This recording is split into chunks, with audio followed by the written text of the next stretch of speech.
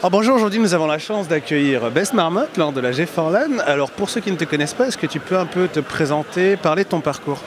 Alors bien entendu, moi c'est Fagnoni Bertrand, Best Marmotte, 34 ans, et encore toutes mes dents, non, plus toutes mes dents maintenant. Et donc je suis joueur, j'ai été longtemps joueur professionnel d'Hearthstone, maintenant je suis principalement youtubeur et twitcher, donc je fais beaucoup de streams, je commande des compétitions sur le jeu. Tu as quand même un peu roulé ta bosse, est-ce que tu peux nous parler de ton expérience au niveau de l'e-sport, peut-être au niveau des structures? Alors j'ai commencé à jouer à Hearthstone en novembre 2013, au début de la bêta.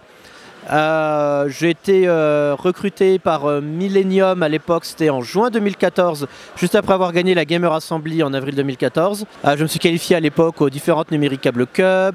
J'ai fait un top 8 à la DreamHack Bucarest, c'était en 2015 je crois. 2016 est une année un petit peu en creux, toujours chez Millennium, je restais très longtemps chez Millennium. On a quitté avec d'autres personnes Millennium pour fonder l'Arma Team début 2017, toujours sur Hearthstone. Et 2017, j'ai gagné le championnat de France par équipe, j'ai fini deuxième de la Gamer Assembly, gagné l'Helios Gaming, fait partie de l'équipe de France d'Hearthstone et fait un top 8 au Montpellier Sport Show.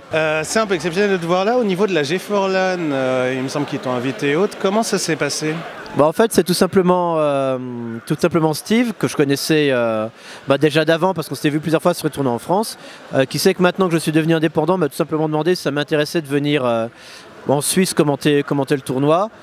Je me suis dit que j'ai jamais eu l'occasion de venir en Suisse depuis très longtemps. J'étais venu à Zurich, mais c'était il y a 12 ans pour un Grand Prix de Magic, donc c'était un autre monde. Et du coup, j'avais rien de spécialement pour ce week-end-là. Je me suis dit ça va être intéressant, une bonne expérience. J'ai jamais vu comment ça se passait en Suisse au niveau de l'organisation, au niveau de tout le reste. Je sais qu'en plus vous avez de très bons joueurs, que ce soit avec Hypno, que ce soit avec Yoon Theory notamment.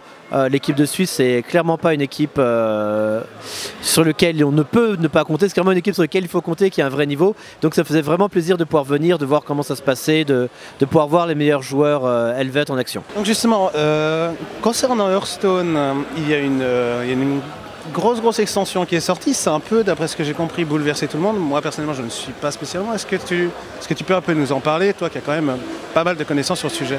Alors sur Hearthstone, il y a eu effectivement deux informations en même temps qui sont arrivées, deux sorties en même temps, entre guillemets.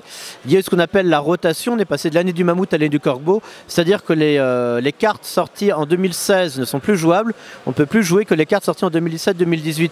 Ce qui fait que ça a enlevé beaucoup de cartes qui étaient jouées, tout en rajoutant avec les cartes du bois maudit qui viennent de sortir, ce qui a complètement chamboulé ce qu'on appelle la metagame, l'ensemble des decks joués, et ce qui a fait qu'il y a un vrai côté découverte en ce moment, et tout le monde essaie de construire son jeu dans son coin, ce qui donne quelque chose extrêmement dynamique et de très novateur par rapport au tournoi qu'on voit habituellement où chaque joueur a eu des milliers d'heures de jeu avant, des tas de parties avec tous les jeux. Là tout le monde est en mode, c'est sorti depuis 48 heures, donc chacun fait sa tambouille dans son coin. Et du coup tu as une vraie fraîcheur et une vraie créativité qu'on va plus retrouver dans les mois à venir, et ce qui rend le tournoi aujourd'hui encore plus exceptionnel et intéressant. Concernant pour revenir un peu à la G4LAN, quelles sont tes impressions par rapport à la LAN en elle-même?